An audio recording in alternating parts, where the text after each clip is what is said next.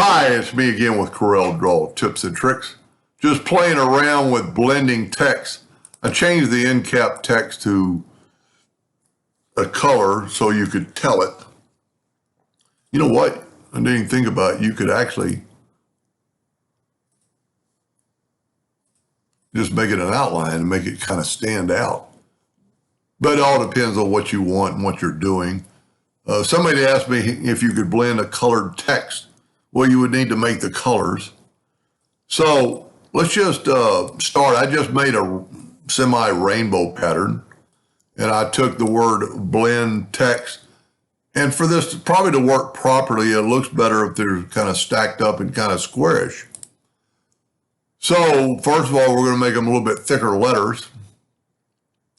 And then we're going to go to Object and Control K and break them apart. Now I'm going to kind of, you know what I'm going to do? I'm going to take both of them. I'm going to left click, right click.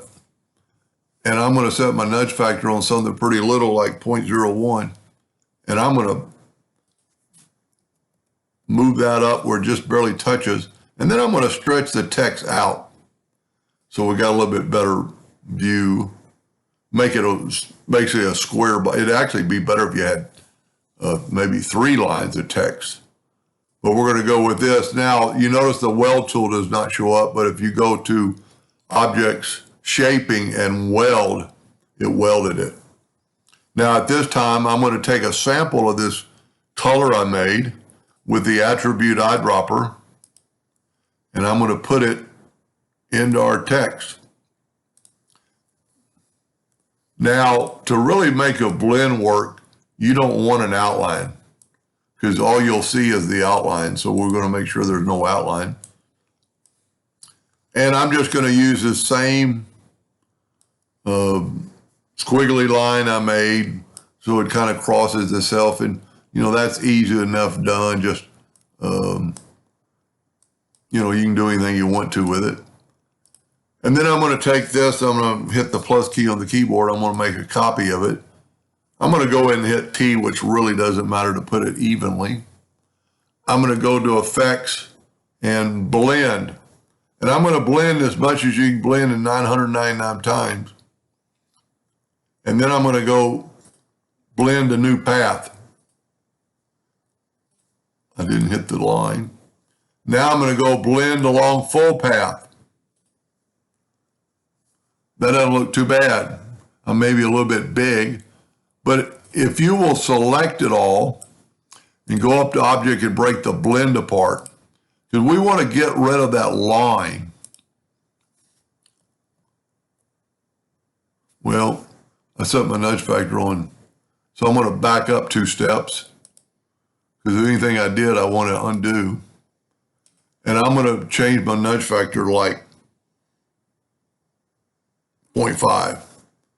And I'm going to try to grab it. Might grab the blend, but that's okay, because now I can grab the line and get out of the way. Now I can move my blend right back up. And we broke the blend apart. So the end caps are now not part of the blend. You can actually do this one. I'm having a little bit of trouble probably grabbing that one. But what you can do is nudge it up. Take this text, actually nudge it down, nudge the blend stays together. And then take this one and make it black. And that's if this is what you want. And then blend it up. You can't see it because it's behind.